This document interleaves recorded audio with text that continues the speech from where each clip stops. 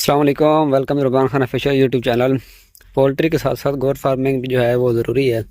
अगर आप घर में मुर्गे रखते हैं या कमर्शियल लेवल पर करते हैं तो साथ जो है वो गोट फार्मिंग का कल जो माशाल्लाह बहुत अच्छा काम चल रहा है।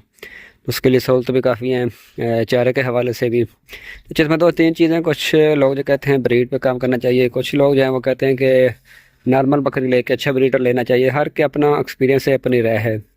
तो देखें, बेहतर तो यही होता है कि अगर आप नॉर्मल इन्वेस्टमेंट अगर आपके पास है तो नॉर्मल बकरी से अच्छे बच्चे लेने में टाइम काफ़ी लगेगा, लेकिन उस वहाँ आप टाइम इन्वेस्ट करेंगे तो जिनके पास पैसा होता है वो पैसा इन्वेस्ट कर लेते हैं, जिनके पास पैसा नहीं वो टाइम इन्वेस्ट करते हैं।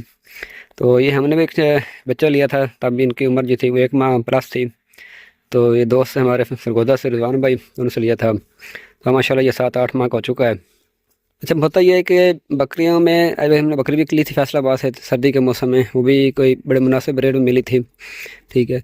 अच्छा, यहाँ एक मौका होता है सर्दी में, एक जानवर आपको बड़ा मुनासिब मिल जाता है। इसमें दो चीज़ें और होती हैं, मुश्किलें आती है। एक तो चारे की सबसे बड़ी परेशानी होती है, और उसके बाद जो बेहतर बड़ी परेशानी होती है वो होती है कि इसमें ATV का शिकायत बड़ी अक्सर जो है वो मसले मसाइल आते हैं। तो जिसके पास चारा है और जानवर का अच्छी देखभाल कर सकता है तो वो कोशिश करे कि जानवर जो है अभी जो दिसंबर नवंबर है इसमें बाय कर लें। ठीक है, ये हमने इसको जो है वो साथ दी हुई है देसी कीकर की लांगी। ठीक है, जानवर बड़े शौक से खाते हैं, साथ में जो है वो लूसन डालते हैं। तो साथ में जैसे कि कोशिश करें अपनी खुराक जो है उसको मिनिमाइज रखें। तो जितना आप कॉस्ट को बढ़ाएंगे उतना आपके लिए गोट फार्मिंग करना मुश्किल हो जाएगा। तो आसान तब होगा जब इसको आप खुराक मैनेज करेंगे।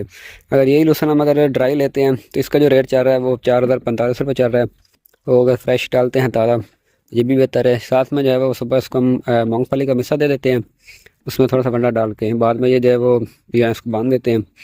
तो ये लांगी वगैरह खाता रहता है। साथ में लहसुन है, तो कुछ बाहर से जो है वो घास वगैरह लेके डाल देते हैं।